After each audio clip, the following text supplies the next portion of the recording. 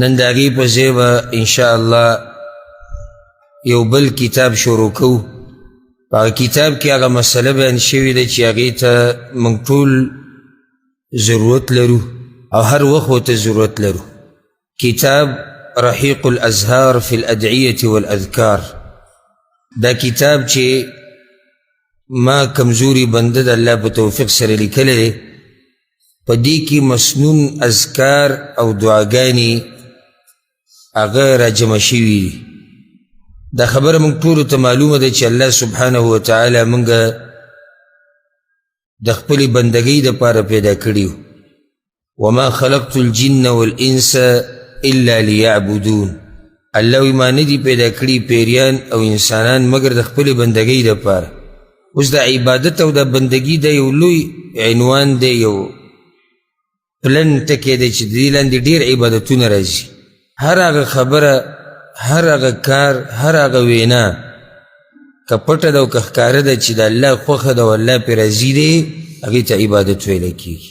په هغه عباداتو کې یو عبادت دی الله یادول، ذکر کول د الله او د الله نه دعاګانې غوښته. دا یو اوچت عبادت دی په عباداتو کې. او دا مسله ما څو پیرې تاسو ته بیان کړې ده چې ګوره د کمې خبرې تعلق د الله سره یي که نه، نو هغه خبره بیا اوچته وي په خبرو کې، هغه علم اوچت وي په علمونو کې، هغه کار اوچت وي په کارونو کې. نو ذکر دا تعلق ساتي د چا سره؟ د الله سره. ته یادې الله. دعاګانې لازم به ته غواړې د الله نه، ځکه چې د غیر الله نه دعاګانې غوښته دا خو شرک دی. نو تعلق د دې د الله سره دی، ذکر د الله، دعا غوښته د الله نه، دا یو اوچت عبادت دی. هغه عبادت دی چې هغې ته موږ هر وخت ضرورت لرو او په دې سره د یو مؤمن مرتبه او شان اوچتېږي. بیا د هغې دپاره دا کتاب په دې غوره کړی شو چې دې کتاب کې هغه اذکار او دعاګانې را نقل شوي دي چې هغه الحمدلله په صحیح سند سره ثابت دي. او ما د دې کتاب په دې مقدمه کې دا خبره لیکلیم ده. وجه د دې کتاب د لیکلو ما پکې یو دا خبره لیکلې ده چې نن سبا د عوامو په منځ کې هغه دعاګانې او هغه اذکار مشهور شوي دي چې هغه بې سنده دي. مولیان ورته ښوولي دي یا عوامو ښوولي دي یو بل ته، او د هغې څه سند نه وي. خصوصا دا اذکار 1,00,000 پیرې دا وایه او 1000 پیرې دا وایه او 2000 پیرې دا وایه 10,000 پیرې دا وایه، دا کار به دې وشي او دغه به دې وشي. دا وظیفې تقسیمیږي را تقسیمیږي زموږ په دې ملکونو کې او زموږ په دې علاقو کې چې هغه اکثر بې سنده دي. او دغه شان خاص دعا به یې جوړه کړي، د هغې نسبت به پیغمبر ته کړی یا به یو صحابي ته کړی، وایي دا داسې وایه. هغې کې هم اکثر سند د هغې کمزوری. نو اوس موږ څه ضرورت لرو کمزورو حدیثونو ته او کمزورو اذکارو او وظیفو ته، او الحمدلله موږ سره قرآن او صحیح حدیث دي. ضرورت خو دغه قصو ته، دغه منګړتو خبرو ته به هغه څوک لري چې هغه سره څه نه وي. نو اوس موږ سره خو قرآن دی، نو موږ سره صحیح حدیثونه دي. ولې دا صحیح حدیثونه ختم شو؟ دا اذکار چې په صحیح حدیثونو کې راغلي دي هغه ستا دپاره ناکافي دي. هغه قرآن کې چې کومې دعاګانې دي هغه ستا دپاره پوره نه دي. صحابه کرامو نه چې په صحیح سند سره کم اذکار را نقل دي دعاګانې هغه ستا دپاره کافي نه دي. چې تا ته ضرورت را پیښ شو چې ته بې سند او منګړت وظیفې زده کړې او بیا خلکو ته بیانې او بیا په هغې باندې د دروغو اجر ثابتې. او دا بله یو خبره نن سبا دا مشوره شوې ده چې بس هر سړی چې ځان مشورول غواړي هغه دې میډیا ته راوځي چې څه وکړو، بس ځان په یو طریقه مشوروه. کار څه دې وکړو، که پکې اسلام بیلي، که غیرت بیلي، که پښتو بیلي، که ځان په شرمونو شرمې، که هر څه کېښو چې کسان دې ډېر ګوري او مشهور شي، پیسې به ډېرې راځي، یو نوم به دي. مطلب یعنې نوم ګټل مقصد دی. د هغې دپاره بعضو دا چل کړی دی چې د علم هغه بین پیم نه دی لګېدلی، بین، او هغوی به پټکۍ اچولی یا سپین رومیال به په سر را اچولی او دا مختصر ویډیوګانې به کوي. نن تاسو ته جي ذکر خیم او په هغې باندې الله دومره نیکیانې ورکوي او دا بیماري پرې ختمیږي او دا کېږي او ته به 1000 پیرې سبحان الله ووایه، 1,00,000 پیرې به دا اکثر د دروغو وظیفې ښیي. بیا دا خلک وی وجه څه ده چې د دې خلکو خبرې ډېر عوام اوري؟ د هغې څه وجه ده؟ ته به یو محقق عالم بیان ویني چې هغه به ډېر خلک نه اوري، او د داسې کس چې هغه باندې د علم بینوم نه یې لګېدلی د ده بیانونه خلک ډېر اوري، د ده خبرې ډېرې اوري. نو خلک وایي د دې څه وجه ده؟ زه درته وجه بیانومه. یوه وجه هغه دا ده چې دې ځای کې شیطان هم زور په دې سړي راوستلی چې د ده د ومنه.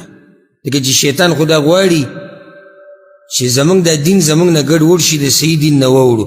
نو هلته هغه کم حق پرست عالم چې لګیا دی او کم چې عالم دی د هغه په بیان کې خو شیطان تا منع کوي چې ما وره، دلته شیطان ستا مرسته کوي واوره. نو دلته به کسان ډېر نه وي که نه لږ به ډېر به یو وجه. دویمه د عوامو هم د مختصرې لارې خوښې دي. د عوامو کمې لارې خوښې دي؟ مختصر لارې. لکه 300 پیرې دا ذکر ووایه، 15 لکه ګناهونه وبخلی شو، پکې 10 لکه نیکیانې دي، جنت ته به هم ننوځي او رزق به دې هم برکتي شي. نو دې نور څه غواړي؟ دې د بل چا بیان باندې څه کوي؟ هغوی راشي د 100 منټو کار دی او قصه ټوله ختمه. نو د دوی دا مختصر دا شارټ کټ لارې خوښې دي. اوس بل طرف ته چې ورته ته دا وایي چې نه دا به ته ګورې چې دا پیغمبر نه ثابت دي که نه دي ثابت، داسې کار مه کوه چې په دین کې نه. مړه وایي دا اوږده قصه ده، دغه مزې دي. وړوکی کتاب خرڅېږي، په کوم ځای کې خرڅېږي؟ وایي په ګاډۍ کې. اکثر په دې مارکیټونو کې دا ګاډۍ وي که نه، په دې ګاډو کې خرڅېږي چې په هغې باندې نه د مکتبي نوم شتي، نه چا لیکلی دی، د هغه نوم پې شتي، هېڅ هم نه. خو جي دعاګانې او اذکار هغه د ځان سره جیب کې اخودی، هغه به هر ټایم راغلي. او بیا چې دا کم درود چلیږي، دا پلانې درود د او را به شي انشاءالله. دا ما په دې کتاب کې را جمع کړي د صحیح درود چې کوم د پیغمبر نه ثابت، او د دغو تذکره به هم راشي دا چې د ځان نه درود جوړ کړي او په دې ګاډو کې دا کتابونه خرڅوي. دلته د ځان سره راوړي پکې بعضو کې جیبونو کې اخودي. موږ لیدلي. نو که نور څه نه وي نو سورت یاسین به دومره پیدا کړی داسې د ګوتې د سر امره، نو هغه به د ځان سره اخودي. یو قسمه ټوغه د استهزا ده. دا دې منته کیسې چې دومره سورت یاسین دې راغستی، دا ته وې نه، دا ته یادې نه، ته د تفسیر زده کې نه. ولې؟ وایي چې جي مصیبتونه را باندې نه راځي. ټوله بس د یو دغه خبره ده، د یو دنیوي لالچ او سوچ چې زما باندې صرف مصیبت نه راځي، نور الله راضي کول، علم زیاتول، جنت ګټل، ځان د جهنم نه بچ کول، دې طرف ته سوچ نشته. سوچ دا دی چې زما رزق پراخه شي. غټه مسله دا ده. ولې صرف دې څه وظیفه ته نه معلومه چې دا تنخواه مې ډېره شي او د دې مصیبت نه بچ شم او بد نظر نه. به دغه یو څو خبرې چې دي لکه الله یاد کړه دې دپاره چې الله ته وبخي، الله په تا باندې رحم وکړي. الله یاد کړه دې دپاره چې ستا دنیا و آخرت ښایسته شي. الله یاد کړه دې دپاره چې تا نه راضي شي. الله یاد کړه دې دپاره چې تا له جنت درکړي. صحیح ده، دا نورې خبرې هم صحیح دي، دا راته میلاویږي. خو ته خو به صرف د هغې سوچ نه کړي. ته الله یادوه، الله یې د مصیبتونو نه ساتي. ته الله یادوه، الله ستا په بدن کې، په بچو کې، په رزق کې، په هر څه کې برکت اچي. او دا فضایل به انشاءالله تاسو واورئ. د دې ما بعض فضایل را جمع کړي الله په توفیق سره. د ذکر او د دعا فضیلت هغه به تاسو واورئ چې دا ذکر کول د الله او د دعاګانې د الله نه غوښته د څومره اوچت عبادت دی چې نن سبا ته اکثر خلک غافله دي. زه تا نه دا تپوس کوم، ځان له به جواب ورکړي. هر چا ته چې زما دا غږ رسي او په غوږونو یې زما دا آواز لګي، تا نن په ورځ کې څو پیرې الله یاد کړی؟ ته صرف دا ووایه ماته. تا نن څو پیرې دعاګانې غوښتي؟ ته ماته دا ووایه. سحر چې ته راپاڅېدلی او دا ټیم شو، تا څو پیرې الله ته لاس اوچت کړي؟ ته خو ځان له هم جواب ورکړه. په میاشت کې یو پیر لاس اوچتی او هغه هم بیا په مولیانو پسې ګرځي وي قبلیږي نه. ته خو الله ته څه عاجزي خو وکړه که نه؟ نو هغوی ما له طریقه نه راځي. خبر نه دی چې دعا څه ته وایي. نو که د دعا زړی کېږي هلته د دعا ادب ورته نه دی معلوم. نو که چېرته ادب ورته معلوم وشي نو دا ورته پته هم نشته چې دعا د چا قبلیږي او د چا نه قبلیږي. نو بیا دا ورته هم پته نشته چې دعا کم وخت کې ښه قبلیږي، کم وخت کې نه، یا کم وخت کې ډېره، کم وخت کې لږه. کمې دعاګانې ښې قبلیږي دا علم خو نشته. د دې دپاره زما ذهن ته الله دا خبره راواچوله چې دې مسلمانانو وروڼو او خویندو ته د دې کتاب وضاحت کول غواړي چې دوی دا دعاګانې یادې کړي، پوهه پې شي او دا وپیژني چې د الله دا ذکر او دعا د اوچت عبادت دی، دا معمولی عبادت نه دی. او که د چا شوقي، د هر سړي خپل شوقي ذوقي د علم سره، څوک د لیکلو شوق ډېر کوي، علم لیکي، څوک یادوي، نو دا کتاب میلاویږي الحمدلله. دا داسې نه دی چې په بله دنیا کې دی. او څوک چې پیدا کول غواړي هغه را پیدا کولی شي. بل ما ته یو ملګري او 3 ورځې نه کېږي ما ته ویډیو راولېږله د امریکې نه، او هغه ویډیو کې هغه دغه کتاب د رحیق الازهار داسې یو 15 دانې یا 20 دانې داسې ایښودي دي، او ما ته دا ویډیو د خوشحالۍ په طور راولېږله. ما ته ډېر خوشحاله زمونږ کتابونه وي الحمدلله موږ ته د پاکستان نه راورسېږي. دا یو شوقي دی سړي، ذوقي. نو که څوک دا کتاب ځان لره پیدا کړي او درس لی راوړي ډېر ښه به پرې پوه شي. موږ له پکې څه فایده نه میلاویږي. ګورئ یعنې که څوک دا وایي چې دا کتاب زه اخلم پیسې ما لري، ما له پیسې نه راځي، 1 روپۍ ما له نه راځي. د چا چې چاپ کړی دی کومه مکتبه ده د هغوی کار د هغوی پوه شي. خو صرف دې دپاره تا ته دا ویم چې علم به دې ډېر شي. بل زه په یو دعا باندې ځان ستړی کړم چې دې دعا دا مطلب دی، د دې ذکر دا مطلب دی، دا پلاني ټیم کې ویل، دا پلاني دا تطلیق سر خو نه یادېږي. تا سره کتاب پروت دی کور کې، ته کتاب کولاو کې دا دعا به ته ورو یادې، دا اذکار به یادې، یو ورځ به دا راشي د الله په توفیق سره. او داسې لرې نه ده. دا ټول دې کتاب کې چې څومره اذکار او دعاګانې دا ټولې تا ته یادي، داسې لرې نه ده. څوک چې کول غواړي هغه یې کولی شي، او چې څوک یې نه کوي که نه هغه ته د اوسه پورې د فرض باندې نه بد د پوره اذکار هم نه دي یاد. 40 کاله عمر یې دی، 30 کاله عمر یې دی، 50 کاله عمر یې دی، هته لا دا پته هم نشي چې سحر ذکر څه ته وایي او ماښام ذکر څه ته وایي. نو چې نه یادوي هغه په کلونو کې نه یادوي. او چې څوک یې یادوي نو چې دا کتاب د سره یي او روزانه ته یو ذکر یو دعا یادوي، نو ته سوچ که میاشت کې څو شوي، نو بیا 2 کې څو شوي، نو بیا کال کې څو شوي. او چې دا کتاب ټول ستا په سینه کې پروت وي، ته به څومره برکتي انسان یې، څومره اوچت انسان به ته، په تا به الله څومره رحمتونه راوروي، څومره برکتونه به په تا راوروي چې ستا په سینه کې د الله ذکر پروت وي، ستا په سینه کې دعاګانې پرتې وي. تا ته د دعاګانو مسایل معلومي. لکه اوس موږ دې کتاب کې به دا بیانو دعا د چا ښه قبلېږي. نو ته بیا کوشش دا کوې چې زه ځان په دغه کسانو کې راولم کوم چې دعاګانې ښه قبلېږي. تا ته به دې کتاب کې دا معلومه شي چې دعاګانې الله د چا نه قبلوي. نو ولې نه قبلوي؟ دغه کارونه به ته ځان لرې ساتي. څه ټیم دعا ښه قبلېږي بیا به کوشش ته دا کوې چې دغه ټیم کې دعاګانې ډېرې وغواړي. کومه دعا ډېره ښه قبلېږي ته به کوشش کوې چې دغه دعا ډېره ووایي.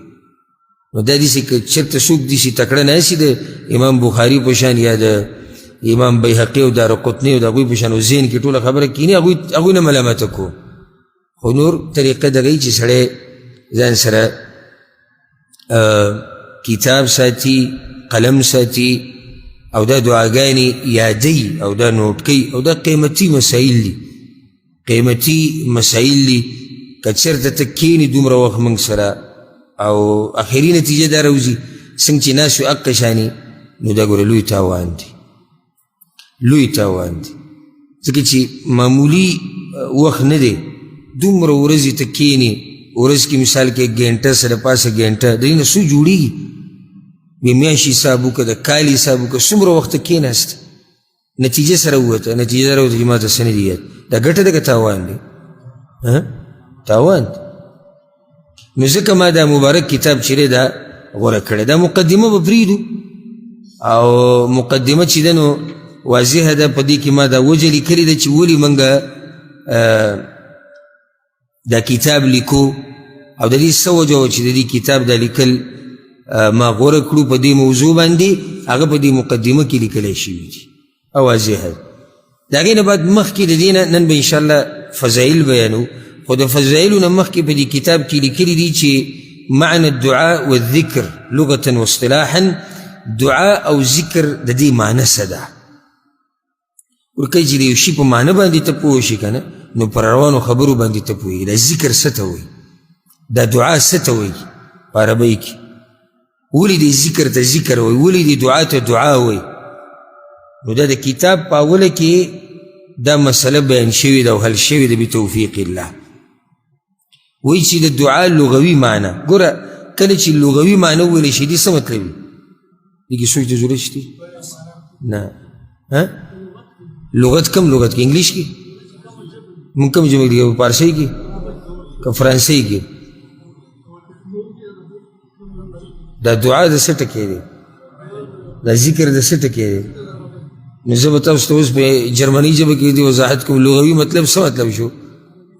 عربی لغت کې د دې معنی چې دې څه مطلب دی لغت کې؟ اصل کې په عربی لغت کې دا دعا دې ته وایي چې ته یو شی خپل طرف ته میله کې په څه طریقې سره؟ په آواز کولو سره. چې ته آواز وکړې ولې د آواز کې چې دا شی دا کس دا زه خپل طرف ته میله کړم دې ته په عربي کې وایي دعا.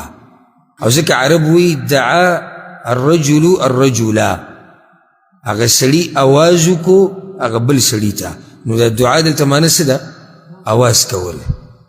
اصل کې دی لغوي مطلب دی. سوال کولو ته هم دعا وایي.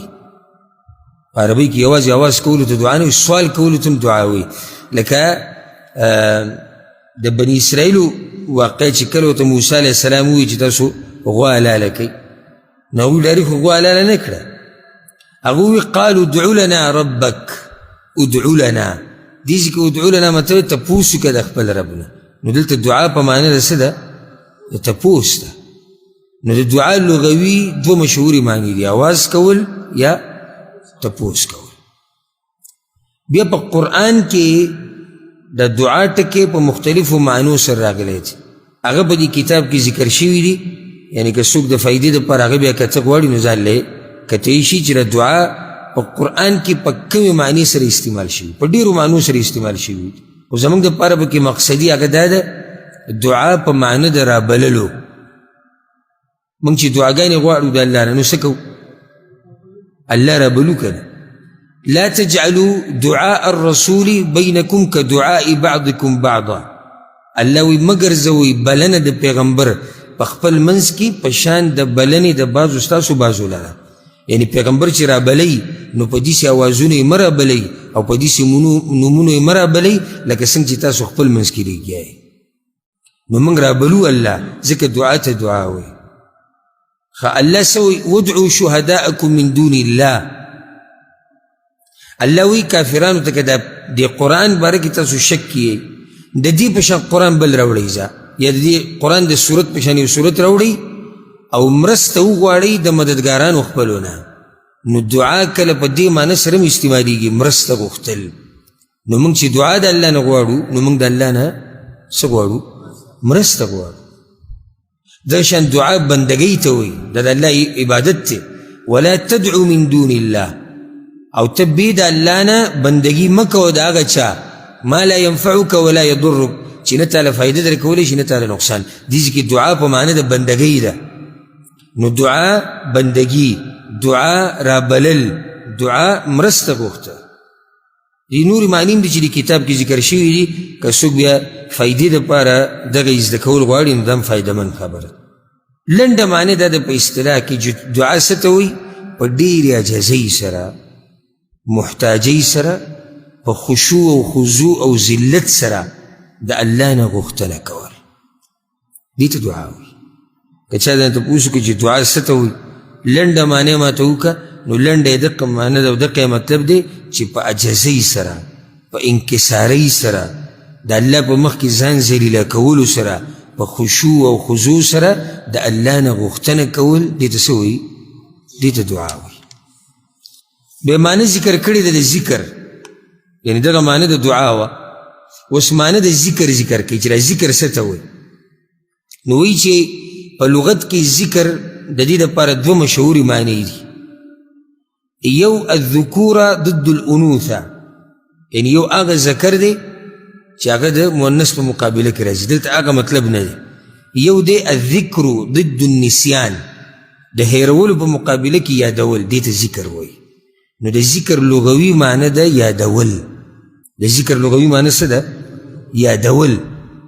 او په اصطلاح کې ذکر څه ته وایي؟ ځان خلاصول. د تعریف دلته ذکر دی، ځان خلاصول د غفلت نه. ځان به ته څنګه خلاصې د غفلت نه؟ چې الله یاد کړي.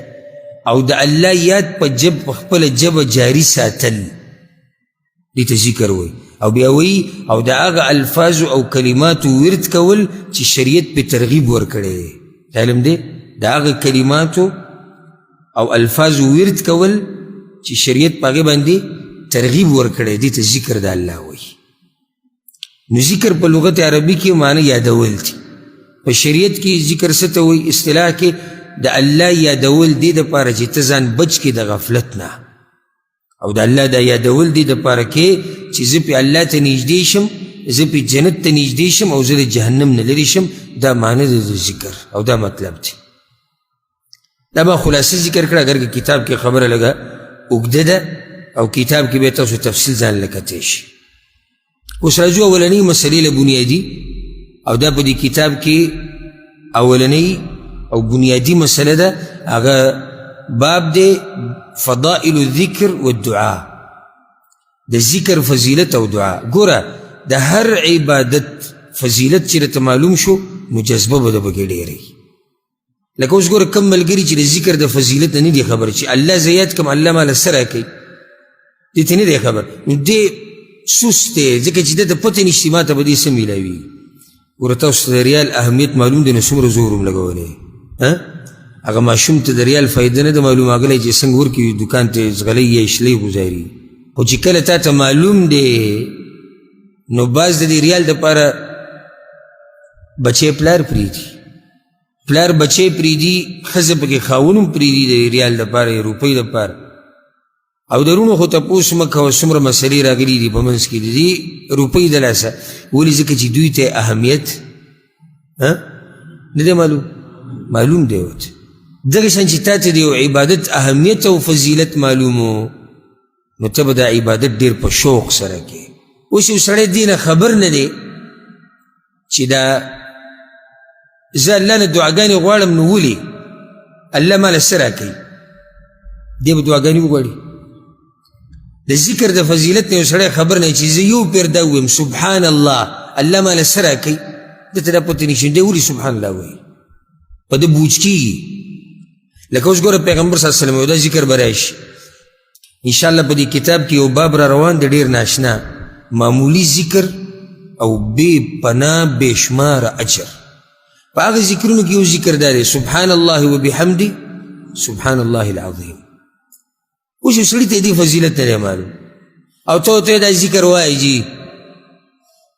هغه له دومره توجه نه ورکوي ځکه چې ته دې فضیلت نه دی معلوم او که ته ورته دا ووایي چې کلمتان خفیفتان علی اللسان ثقیلتان فی الميزان حبیبتان الی الرحمن پیغمبر د دې ټکو مبارکې دا ویلي دي چې دا دوه ټکي دي دوه کلمات دي چې په ژبه باندې سپک دي ویلې اسان دي په تلو کې د قیامت په ورځ دا کلمات درانه دي او رحمان ذات ته دا ډېر خواږه دي او هغه په ډېر مین دي نو بیا به دا سړی د دې ذکر ډېر اهتمام کوي که نه بیا به ډېر اهتمام کوي ځکه چې دی د دې ذکر د فضیلت نه خبر شو نو راځو ګورو چې د دې ذکر او د دعا څه فضایل دي او څه فضیلتونه دي وایي چې په قرآن او حدیث کې د دعا بې شماره فضایل راغلي دي چې د هغې نه موږ یو څو ذکر کوو او چې کله هم داسې وویلی شي چې یو څو ذکر کوو معنی دا چې مؤلف پوره نه دی را جمع کړي او دا ګرانې چې یو سړی دعوه دا وکړي چې ما هر څه را جمع کړي دي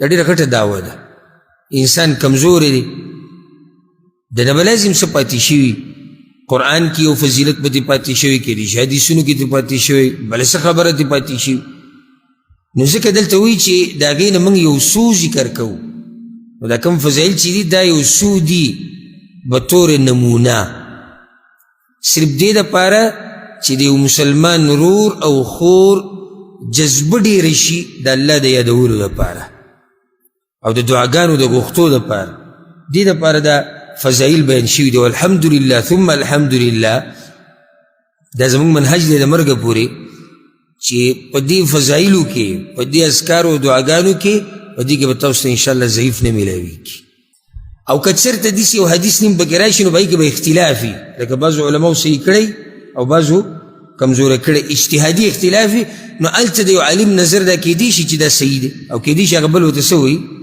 ضعیف ورته وایي خو دا چا چې راوړی دی هغه به په دیني راوړی چې دا کمزوری دی هغه به دا رایي چې دا حدیث سندن څه دی دا صحیح دی کیدای شي زموږ په دې کتاب کې څوک داسې اعتراض وکړي چې بعض حدیثونه بعض اذکار ما راوړي دي بعض دعاګانې چې هغې کې څه نه څه اختلاف د علماو شتي خو ترجیح دې طرف ته ورکړی شوی دی چې نه حدیث صحیح دی او نور اکثر حدیثونه چې دي هغه الحمدلله د هغې په صحت باندې اتفاق دی د محدثینو چې دا صحیح دي اولنې فضیلت یاده که دا خبره چې الله د هر غوښتونکي غوښتنه قبلوي او دا لوی فضیلت دی د دعا چې د الله نه دې څه وغوښتو نو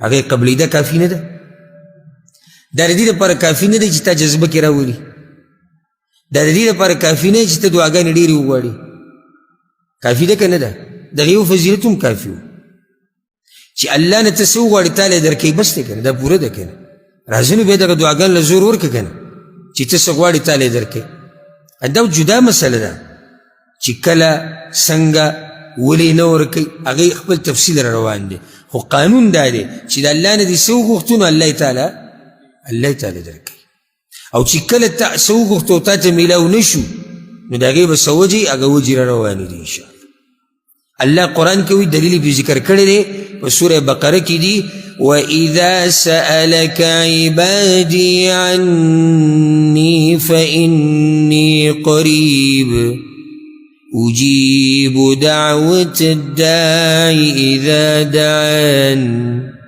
اے پیغمبر کله چې زما بندگان ستانه زما په باره کې تپوس وکړي نو زه یقینا نږدې یم فإني قریب زه نږدې یم نږدې یم یعنی په اعتبار د علم د اورېدو د لیدو د قدرت د احاطې اجیب دعوت الداعي اذا دعان دا زمونږ دلیل او مقصدو الله وی قبلوم غوښتنه د غوښتونکي خو دی ورسره ویلي اذا دعان کله چې زمانه غواړي وایي چې ته د الله نه غواړي نو تاله به څه درکړي حالانکه الله مهربان رب دی ډېر څه موږ له راکړي دي بغیر زموږ د غوښتو نه که نه تاسو له څه درکړي بغیر د غوښتو نه بې حسابه دی الله اکبر دا دومره کریم رب دی چې بې حسابه نعمتونه یې موږ له راکړي موږ ته غوښتلي نه دي نو چې ته ترې وغواړې نو بیا به درله څومره درکوي چې ته خو ترې وغواړی ورځ کوي دلته خو الله وایي چې زه دعا قبلومه غوښتنه ورکومه د الله په خبره کې شک شتي نشتی دا فضیلت څومره لوی فضیلت څومره دا خبره انسان له تیزي ورکوي الله وایي چې څوک زما نه څه غواړي زه له ورکومه نو ته په دې را تیز نه شي چې د الله نه به دعاګانې ډېرې غواړي بل دا کم سړی چې دعاګانې د الله نه ډېرې نه غواړي که نه نو ګوره قرآن کې د دې خلکو باره کې راغلي ان الذین یستکبرون عن عبادتي هغه خلک چې تکبر کوي الله وایي زما د بندګۍ نه ورسره د دعا مسله ذکر کړې ده نو علماو دغه ځای کې بیا دا خبره ذکر کړې تفسیر کې چې معنی دا ده چې څوک د الله نه دعاګانې نه غواړي دی متکبر وي یعنی چې یا الله والعیاذ بالله اگر که په خوله نه وایي خو حال نه دا معلومیږي چې یا الله زما دې ته ضرورت نشي تا نه څه وغواړم دا متکبر دی او کم سړی چې د الله په مخ کې ځان عجزه ګڼي نو هغه هر وخت د الله نه دعاګانې غواړي یوازې دې فایدې ته وګوره د ذکر او د دعا قرآن کې الله څه وایي الذين آمنوا وتطمئن قلوبهم بذكر الله ألا بذكر الله تطمئن القلوب د مؤمنانو زړونه د الله په یادولو سره مطمئن کیږي او په ارام کیږي څومره لوی فضیلت دی ته چې کله الله یادې که نه که هغه ته ذکر کې او که هغه ته دعا غواړي د دعا غوښتمه الله یادول دي په اصل کې دا ذکر هم دعا ده ګورې لکه ورته چې سبحان الله لا اله الا الله دا دعا ده نه دعا پکې شتي ولې نشته دی نو دا دعا نه ده دعا دوه قسمې دا فایده ده کې یو دعا هغه چې ته پکې یو مسئله د الله نه غواړې یعنې یا الله ماله دا شی راکړه یو دعا هغه دعا د عبادت ته یعنی تا چې اوس دا مونځ کو دا هم تا دعا غوښته چې یا الله مونځ کوم ما وبخه که نه دعا نه که نه و دعا وکن مونږ چې را درس ته ناست شو او د الله د بندګي کوو دا دعا دې کې د دعا نه ده پرته دعا څه ده یا الله ته زمونږ نه راضي شه دلته زه ناست یم یا الله ته زما نه راضي الا دا یو سړي نیت بل شي هغه نه یم خو چې مخلص وي دې کې د نه یو دعا پرته ده نو ته چې د عام ذکر کې دا هم دعا ده ای ولې الله ته یادوې الله یادوم دې دپاره چې ما وبخي په ما رحم وکړي نو دلته بل فضیلت ذکر کړی دی په کتاب کې وایي دویم فضیلت دا دی چې ته الله یادوې هغه به تا یادوي سبحان الله دا څومره لوی فضیلت دی چې ته الله یادوې الله به تا یادوي اوس که د چا نوم دا بعض کسان دي چې د دې معمولي غونته کې دغه علاقه کې لږ مشهور کسي او یا صرف که چېرته په دې بازار باندې مشري اکثر هلته په دې بازارونو باندې مشران کړي که نه اس دومره غټه عهده نه خو چې ته وړي کوم کې بازارګۍ د دې مشر ته څه وایي صدر نو وروره که چېرته صدر صاحب په ویډیو کې د دې نوم والي چې پلانې زمونږ ورور نو بیا به دی دا ویډیو ورچاته نشر کوي او دا ذکر یې زمونږ دا موږ یې یاد کړو ولي وایي سړی هلته د بازار مشر دی نو چې بیا خان ملک نوم والي نو بیا کیسه غټه شوه نو بیا که چېرته حکومتي اداره کې یو مشر سړی نوم والي بیا که چېرته وزیر اعظم نوم واغستو بل واغستو بیا سم لیونی کېږي نوم وایي زما اغستی دی سم خیال دی چې عرش والا دې یاد کړي دا به څومره غټه خبره وي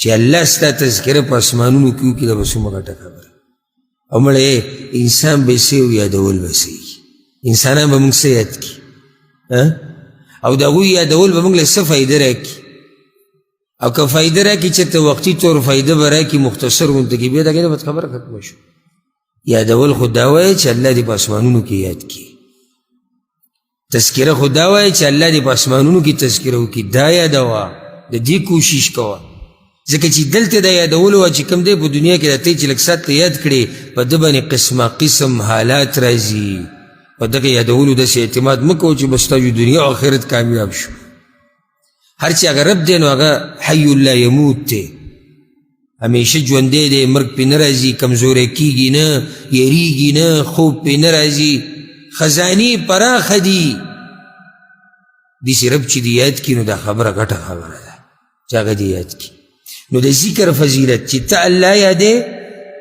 الله ته یادوي په دې باندې اولنی دلیل هغه د قرآن نه راوړی د سورې بقرې الله وایي فاذکروني اذکرکم واشکروا لی ولا تکفرون فاذکروني اذکرکم الله وایي ما یاد کړي زه به تا یاد کړم دا معمولي مه ګڼه ګورې دا راته وایم دې ته یعنې د زړه په غوږونو یې واوره چې الله وایي ما یاد کړه زه تا یادوم دا معمولي مه ګڼه ځکه که چېرته الله یاد کړي نو ته غواړې څه څه غواړې بیا او که الله یې هېر کړي نو ته یې څه ځکه حدیث کې دا راځي ګوره اوس کوم سړی چې الله یادوي په مخ یو حدیث کې پیغمبر صلی الله علیه وسلم وایي که وایي الله په راحته کې پېژنه په سخته کې دې پېژني معنا دې سره چې ته الله په راحته کې پېژنې تا په سخته کې پېژني یعنې یېری دې نه ولې دې نه یېری دا خبره یاده که ګوره د الله په باره کې چې دا ټکې رام شي قرآن کې یا حدیث کې چې الله یې هېر کړي هغه یېرول داسې نه ګوره څنګه چې د انسانانو د یېرولي زمونږ هېر داسې چې یعنې زمونږ د ذهن نه وځي زمونږ نه خبره یې هېره شي بلکل الله یېرول داسې نه دي چې الله غافله دی د هغه نه الله ته یاد دی خو هېر کړی دی په طور د سزا دله سزا ورکوي نو دا هم یوه فایده یاده کړي نو چې اوس یو سړی په راحته کې الله نه یادوي نو الله یې څه یادوي الله هم نه یادوي ته الله یاد ساته الله ته یاد ساتي په یو ځای کې دې هم الله نه پرېږدي او ولې تاسو ته قصه نه ده معلومه وذا النون اذ ذهب مغاضبا الله وایي مهي ولا خفه شو لاړ غوسه شو د خپل قوم لا او ګمان کې هم د هغه نه راتله چې زه په ده باندې داسې تنګسیا راولم او دی به زه د مهي خېټې ته ګزار کړم او ما قوي شوه فالتقمه الحوت چې کله اوبو ته ور ودانګلو مهی ورته تیار ولاړ و د مهي دې خېټې ته لاړ نو الله څه وایي فلولا أنه كان من المسبحين للبث في بطنه إلى يوم يبعثون الله وی کچرته یونس منګه پر راحت کې نوې یاد کړی نو د قیامت پورې به د مهي په خېټه کې پروت یا الله ولې دې راوویستو وایي موږ ډېر یاد کړي وو مخکې یعنې د الله یاد ساتلی دی یونس علیه السلام خو داسې نه دي کړي چې صرف د مهي په دې خېټه کې الله ته چغې واري دي ولې مخکې د الله یې رسو نه حاشا وکله خو پیغمبر دی الله وی که چېرته ده موږ نوی یاد کړی مخکې ما هم پرېښودو په قیامت پورې به دی د مهي په خېټه کې پروت هسې ګوره زما استاد لپاره درس خبره دی چې زما استاد دا ډېرې مسلې ولې نه حل کېږي چل خو به یي که نه که نه به تا پاک صفایو سوچ وکړه خپل ځان ته زما استاد دا ډېرې مسلې چې نه حل کېږي دا وجه هم کېدی شي چې زما استاد نه الله یېري اوس په دې مسله کې الله الله کوو الله موږ هېر کړي وو نشي کېدی کېدی شي ته الله یادوه الله تا یاد ساتي نو بیا دویم دلیل یې په د حدیث نه راوړی حدیث ته دی وایي چې د ابو هریره رضی الله عنه روایت دی قال النبي صلی الله علیه وسلم پیغمبر صلی الله علیه وسلم دا خبره کړې ده یقول الله تعالی الله وایي نو دا حدیث څه شو حدیث قدسی الله دا خبره کوي دې ته غوږ کېږدئ انا عند ظن عبدي بي الله وی زه د بنده د ګمان سره یمه کوم ګمان چې هغه په ما کوي دا لفظي ترجمه ده یا داسې ووایي چې زه د بنده د ترجمه چې کومه ده زه د بنده د ګمان مطابق د هغه سره سلوک کومه نو دلته دا فایده یې ده که په الله باندې ښه ګمان ساته څنګه چې ته ګمان ساتي دې سره سره کوي دا موږ په نورو درسونو کې دا خبره او بیانونو کې واضحه کړې ده ښه ګمان په الله ساته اقه شان د سره کوي دا بعض وایي که نو لاړم تباه شومه هلاک شومه الله یې په رښتیا هلاک کړي دا عمر لی چې را سپېره خوله نیولي بس ساکته بره کېږي وی نوړی او بس وی چې ته وچه ډوډۍ پیدا کړو په رښتیا الله دغه وچو ډوډو ته کښېنوي او په رښتیا صرف دقه چې سا یې کته بره کېږي خو چې په خپل رب باندې ښه ګمان ساتي الله یې ښه ساتي وانا معه دې دپاره دا حدیث یې راوړی دلیل دا دی وانا معه اذا ذکرني دا بنده چې کله الله وی دا بنده چې کله ما یاد کړي نو زه د ده ملګری یم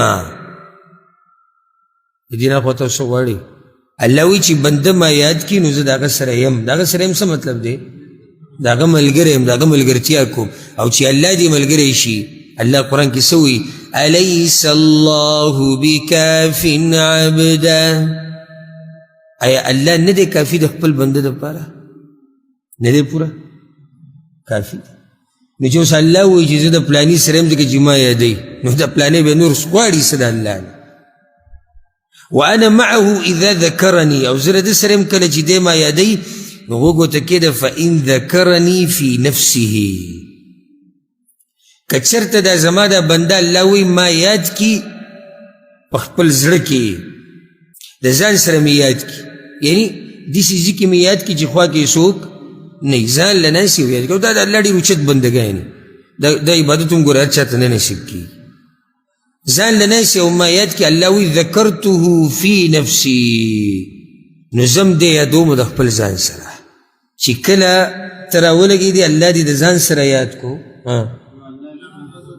الله ته یادوي د خپل ځان سره وان ذکرني فی ملأ او کچرته دې الله وایي کچرته دې ما په یو مجلس کې یاد کړي یعنی یو مجلس دی ناسته ده خلک ناست دي دینی مجلس دی دنیوي دی ملګرو سره خپلوانو سره هر چا سره چې ناست دی او په هغه مجلس کې زما نوم واغستو زما باسي وکړو الله وایي نه خو غیرتي ذات ته څه وایي چې ته به الله یاد کړي او هغه به تاله صدر نه کړي چې ته معمولي څه وکړي هغه ډېر صدر کوي وی ذکرته فی ملئ خیر منهم زه دې بیا یادوم په داسې مجلس کې چې د دوی د دې مجلس نه غوره دی او هغه د ملایکو مجلس دی. د دې سړي تذکره الله په عرش باندې وکړي د ملایکو په خوا کې. دا معمولي خبره. یونس علیه السلام چې کله د مئی په خېټه کې ووی لا اله الا انت سبحانك انی كنت من الظالمین، نو دا آواز وی ډېر، یو روایت کې داسې راځي وی دا آواز ډېر کمزوری برته وی ملایکو وی چې یا الله دا آواز څه اشنا اشنا دی خو د ناشنا ځینې را روان دی.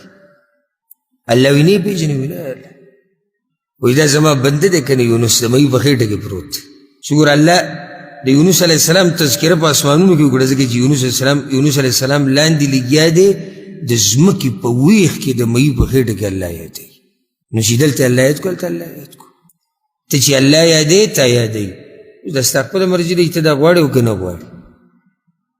نو دریم دلیل یې پې بل راوړی حدیث د ابو هریره او د ابو سعید الخدري رضی الله عنهما دواړو نه نقل دی. دغه اولنی حدیث امام بخاري امام مسلم راوړی، دا دویم حدیث امام مسلم راوړی. وی چې پیغمبر صلی الله علیه وسلم دا خبره کړې ده لا یقعد قوم یذکرون الله، کله چې څوک د الله د یادولو دپاره کیني، یو قوم کیني د الله د یادولو دپاره، او الحمدلله د الله نه امید دی چې دا فضیلت به الله موږ ته رانصیب کوي، ځکه چې موږ دلته ناست د الله د یادولو دپاره یو. ولله الحمد. څه دنیوي مقاصدو دپاره نه یو راغلي او نه د دنیا والو دلته څه کار شته او نه زمونږ د دنیا والو سره څه کار شته. دلته هغه کس راځي، هغه ملګری راځي چې هغه سره د آخرت غمي، نو الله ول آخرت هم ورکوي، ورسره دنیا ول هم ورکوي، دنیا ول برکتي کړي، پراخه کړي.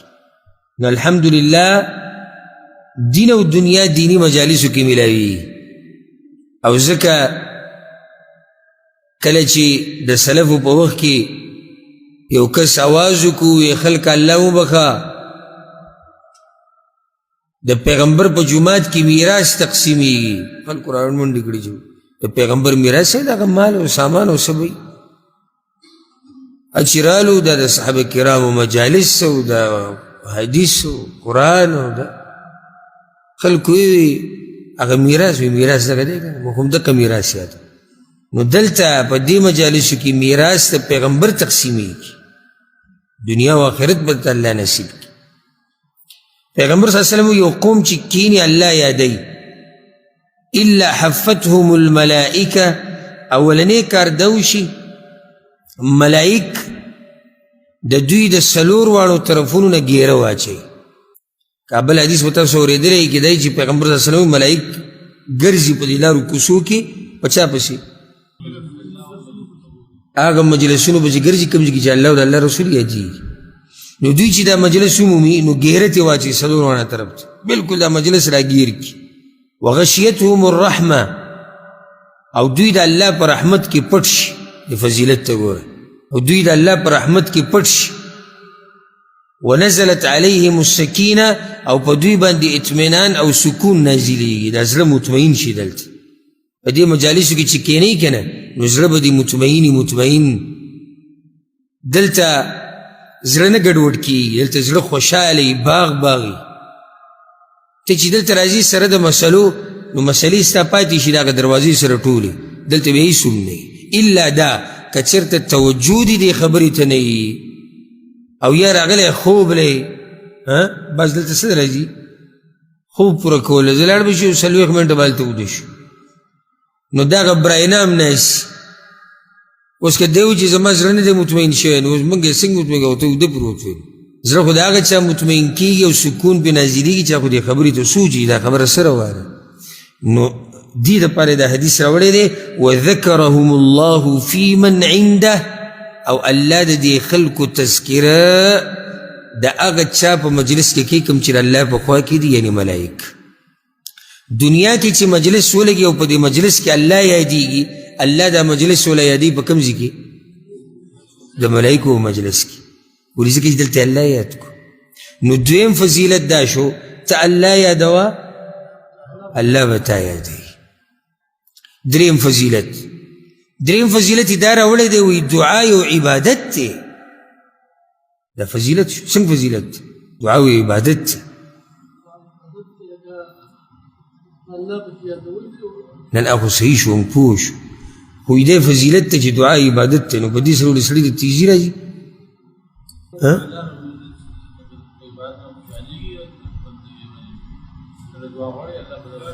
کېدای شي ګوره چې کله تا ته داسې وویلی چې لکه اوس یو سړی د لاسې اوچت کړي یې داسې او داسې داسې کوي او خبر نه دی او بل لا هغه ته ګوره د الله بنده ده ته چې د دعاګانې غواړي دا ګوره عبادت دی دا د الله بندګي ده اوس به د توجه ډېره شي دګي د پته ولګېده چې داسې معمولي کار خو نه دی دا خو د الله بندګي کول دي دا خو عبادت نو چې عبادت دی نو دا لوی فضیلت شو که نو دلته وی دعا عبادت دی ځکه چې الله پې امر کړی دی او د مؤمن دا ارمانی او دی کوششي چې زه هر هغه کار وکړم چې الله پې امر کړی دی حدیث راوړی دی دلیل وی عن نعمان ابن بشیر رضی الله عنهما نعمان ابن بشیر روایت دی قال رسول الله صلی الله علیه وسلم پیغمبر صلی اللہ علیہ وسلم دا خبر کړی ده ان الدعاء هو العباده یقینا دعا هم دق عبادت دی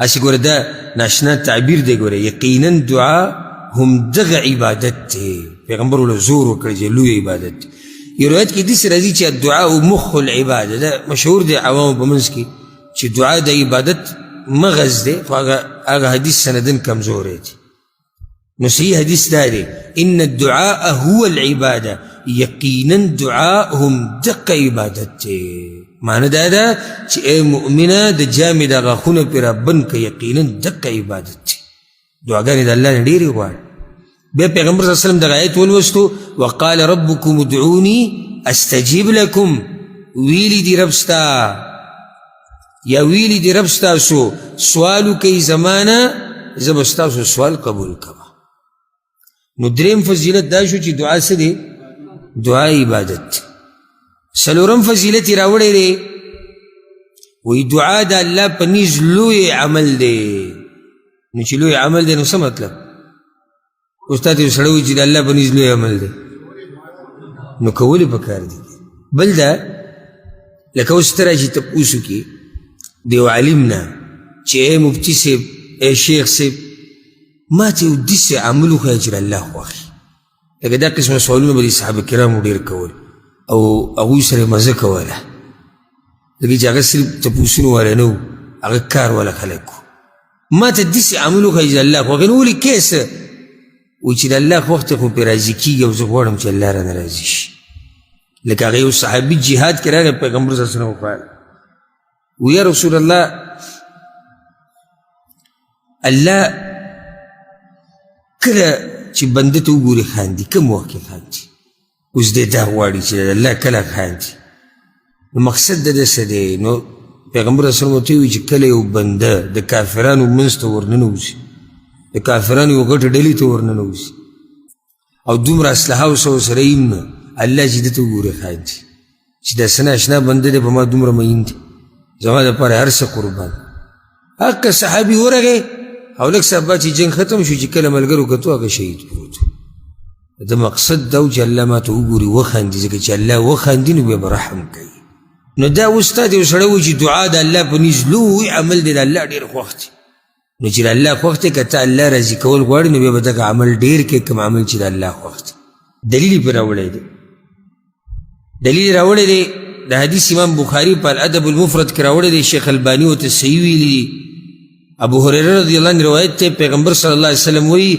ليس شيء اکرم علی الله من الدعاء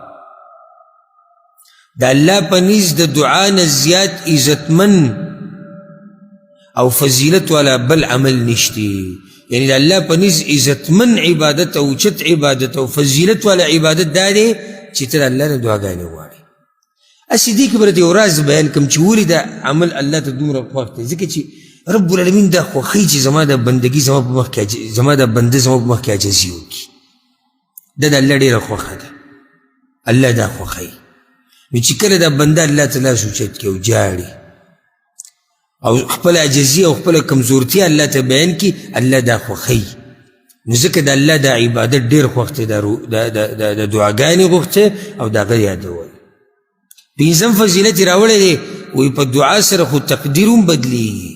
دعا دومره اوچت عبادت دی چې په دې سره وایي تقدیر بدلیږي. دلیل راوړی د سلمان فارسی رضی الله عنه روایت دی، پیغمبر صلی الله علیه وسلم وایي لا يرد القضاء الا الدعاء، چې تقدیر لره سسیز نشي بدلولی سوا د دعا نه. ولا يزيد في العمر الا البر، او په عمر کې سشی زیاتوالی نشي راوستی سوا د نیکۍ نه. دا حدیث امام ترمذي راوړی. دعا بدلیږي په څه سره؟ تقدیر بدلیږي په دعا سره، عمر زیاتیږي په نیکۍ سره. نو مطلب دا شو چې دا معمولی عبادت دی، لوی عبادت دی. خو یو ته اشکال بیا دی بعضو مسلمانانو ته راشي چې تقدیر څنګه بدلیږي، دې کې سوچ کې پریوځي. بل دا چې عمر څنګه زیاتیږي، هلته اوس دا هم پکې مسله راغله که نه، وایي عمر د نیکي کولو سره زیاتیږي.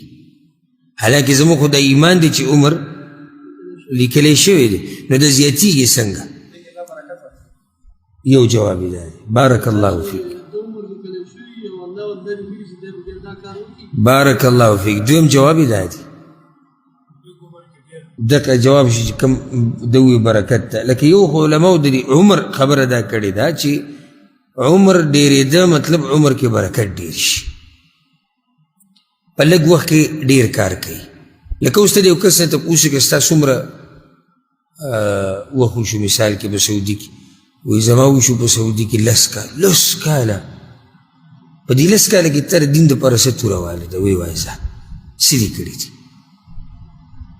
په 10 کاله کې؟ تاسو 10 کاله کې داسې نه دي کړي. بل طرف ته یو سړی په یو میاشت کې دومره څه وکړي چې ته به ورته حیران شي. لکه اوس د دې علماو دې ژوند ته وګوره، ته به ورته حیران شي. دا کم مصروفیت چې زمونږ دا د علماو هم دي، بچي د هغوی هم شتي که نه نشتي، ښځې شتي اکثر د هغوی ډېري 4 3 2 دا د علماو بچي هم سم ډېري. نو ښځې هم شتي، بچي هم شتي، شهوت هم شتي، بیماریږي هم، رزق ته هم ضرورت دی. دا کومې مسلې چې موږ ته دي د هغوی ته شتي که نشتي. د دې باوجود دی لیکلو هم کوي، دی بیان هم کوي، دی یادولو هم کوي، دی د الله بندګي هم کوي، دی د خلکو سره ناسته پاسته هم کوي، دی د خلکو مسلې هم حل کوي، او دی څه کارونه کوي سړی ورته حیران شي. دا صحیح ورځ زمونږ او د هغه یو شان ده، 24 ګنټې هلته هم دي، 24 دلته هم دي، خو د هغه په ژوند کې الله برکت اچولی دي. په دې مختصر ژوند کې هغه ډېره څه وکړي. لکه اوس ته لاړ شي بعضو مکتبو ته او کتابونه یې نو تا ته به دا وایي چې د شیخ ابن عثیمین رحمه الله کتابونه کالي، نو دا پوره یو دیوال داسې، دا پوره یو طرف د هغه کتابونه دي. یعنې ته چې مکتبې ته ورشي کتابونه څنګه پراته دي، دا د فقه کتابونه دي، دا د حدیث دي، دا د فلاني، دا د شیخ ابن عثیمین دي، دا هغه دومره ډېر دي. یا د شیخ الاسلام ابن تیمیه کتابونه، یا د امام ابن القیم، یا نور امامان داسې تېر شوي، د هغوی کتابونه مستقل پراته دي ځان له، پوره یو دیوال داسې ډک. حیران به شي چې دې سړي اخر کړي څه دي، دا څه یعنې دا هغه هېڅ هم نه خو الله پکې برکت اچوي. او ځکه د شیخ الاسلام ابن تیمیه رحمه الله د بعضو کتابونو باره کې راځي. کتاب یې څنګه لیکلی دی؟ کتاب هغه کتاب چې علما شرحه کوي، هغه کتابونه هغه کتابونه باندې څوک دې زر پوهېږي هم نه. وایي دا یو کس پسې راغی د ماښام منځه نه مخکې، ورته یې وایي چې شیخ صاحب زه د پلاني علاقې نه راغلم او زمونږ علاقه کې خلکو کې دا مسله دا او هلته دا مشکل دی، نو که تاسو موږ ته څه نصیحت وکئ. هغه ورته وایي صحیح ده، لږ صبر وکړه، ما سره دلته مونځ وکړه. ماښام مونځ یې کړی دی، وایي صبر وکړه ماسخوتنه پورې. ماسخوتن مونځ یې کړی، ماسخوتن مانځه نه بعد وله پوره کتاب ورکړی دی. وایي دا کتاب ویسه ولته یې ورکړه. د ماښام نه د ماسخوتن په منځ کې پوره کتاب لیکلی دی. او دا نه چې صحیح بخاري را جمع کو پلانې کې، دا ټول د هغه په ذهن کې پراته و، بس قلم راواله ولیکه، قلم راواله ولیکه. او دا کتاب چې د کوم لیکلی دی د اوسه پورې چې څومره علما دي او قیامت پورې د هغې شرحه کوي چې خلک بې پوه شي. دا هم څه برکت دي چې ماښام نه مازدیګر په منځ کې، د ماښام نه ماسخوتن منځ کې دی کتاب لیکي. ته د ماښام نه ماسخوتن منځ کې فیسبوک نه پاره کېږي، دوه ټلیفون نه په ایمو باندې ته نشي کولی، داسې بې برکته ژوند. ځکه د ایمو د یو ټلیفون نه چې پارېغه کېږي ماسخوتن باندې د باندې ویلې سهار نه چې لګیا شي د ښځې سره د مازدیګره پورې په ایمو باندې لګیا دی څه بې برکته ژوند شو. لکه هسې ته دنه تپوس وکړه، زه خپل ځاني خو دا لوی تاوان ګڼم، کېدای شي تاسو یې نه ګڼئ چې څوک مانه دا تپوس وکړي چې پلانیه تا د سهار نه ماسپښینه پورې څه کړي، زه ورته چې سهار نه ماسپښینه پورې ما د خپلې ښځې سره خبرې کولې. الله اکبر، 8 ګنټې تا داسې ضایع کړي، 8 ګنټې عمر تاسو په دې کې تېر کړو، تاسو ښځې سره ګپ لګو بس، نو دا خو بیا نه راځي، دا خو لاړ ختم شو، دا خو ستا کم شوې، ستا ژوند کم شو، اوس به څه کېږي؟ نو دا لوی تاوان دی که لږ دی؟ لوی تاوان. خبره مې دا کوله چې عمرونو کې نن سبا برکتونه ختم شوي ده. نو دویمه دغه ده، او دا موږ څو څو پرې درسونو کې دې جواب ورکړی دی چې الله یو سړي له عمر لیکلی 80 کاله، او د الله په علم کې دا ده چې دی به دعاګانې غواړي، یا د مور به دله دعا غواړي، یا پلار یا بل څوک، یا به دې نیک عملی، نو زه به ورله د هغې د لاسه عمر د 80 نه 80 کم. نو خبره د تقدیر نه ووته، تقدیر کې هغه 80 کاله مو او تقدیر کې دا 80 کاله مشتي، نو خبره خو نه وته که. نو دغه شان د دعا دا مسله دی، یو سړی دعا تقدیر څنګه بدلیږي؟ نو وایي تقدیر داسې بدلیږي چې دغه په تقدیر کې د تقدیر بدلېده. یو سړی دی الله لیکلی دی د ده په نصیب کې، مثال کوي چې دی به یو خاص قسم رزق دا به ده ته نه میلاویږي، بیا الله ته پته ده چې دا سړی به الله ته مینت او زاري کوي، دی به دینداره سړی، دی به دعاګانې غواړي، دی به عاجزي کوي، نو الله وایي زه به له بیا ورکړم. پوه شوئ که نه؟ نو تقدیر بدل شو که بدل نه شو؟ کم تقدیر بدل شو؟ کم چې مخکې لیکلی شو، خو خبره د تقدیر نه ونه وته، او دې ته بارک الله فیک زوړن تقلید وایي دې ته، تقدیر عفوا زوړن تقدیر. څنګه زوړن دی؟ یعنی که چېرته د دعا وغوښته نو دا تقدیر بدلیږي، که چېرته د دعا وغوښته، نو دغه هم د الله په علم کې دی چې دی به دعا غواړي. پوه شوئ که نه؟ نو د الله د علم نه څه ونه وتو، د الله د علم نه څه وتی شي؟ نشي وتی، هر څه د الله په علم کې. دا به اخرنی فضیلت ذکر کو. شپږم فضیلت دا راوړی دی، وایي جنتیان به په جنت کې وایي چې هم د دې دعاګانو او د الله د یادولو د لاسه موږ الله د جهنم نه بچ کړو. نو مطلب څه شو؟ چې دعاګانې ډېر غواړه څه؟ الله به یې د جهنم نه بچ کړي. ګوره الله د جنتیانو بحث کړی دی په سورة الطور کې، دلیل یې دلته راوړی. دا جنتیان به په خپل منځ کې څه وایي؟ فمن الله علينا ووقانا عذاب السموم. نو احسان وکړو الله په موږ باندې او بچ کړو موږ د عذاب د ګرمې هوا نه. الله موږ بچ کړو. ولې بچ کړی؟ انا كنا من قبل ندعو، یقینا من مخکې د دې نه و چې الله نه به مو دعا غوښته. موږ ولې الله بچ کړو؟ د الله نه به موږ انا كنا من قبل، مخکې کوم ځای کې؟ په دنیا کې. موږ به په دنیا کې دعاګانې ډېرې غوښتې، نن الله موږ د عذاب د ګرمې هوا د ګرمې سیلۍ نه موږ بچ کړو. نو کم سړی چې دنیا کې دعاګانې ډېرې غواړي او اذکار ډېر کوي او الله یادوي، الله یې د قیامت پر ورځ د عذابونو نه بچ کوي. په دې به اکتفا وکړو. انشاءالله روان درس کې به د 9 فضیلت نه شروع کوو چې تاسو ته یاد دي. 6 فضایل بیان شو، د 9 نه به شروع کوو. دا به انشاءالله ډېر فایدهمند درسونه کې تاسو پکې موږ سره کېناستئ په توجه، ځکه چې دا اذکار دا خو ابتدا ده. خون به د دې درسونه هله ویني چې کله دې منځ ته موږ کوو شو، چې کله یو دعا ذکر شي او هغه دعا تا ته تفصیلا واضح شي چې دې ټکي څه مطلب دی، د دې څه مطلب دی، ولې دلته دا دعا، ولې دلته نه، ولې دلته دا ذکر، ولې نه، نو ته بیا خوند ویني د دې موضوع د الله یادول، د الله ذکر کول او دعاګانې. الله دې موږ له توفیق راکړي.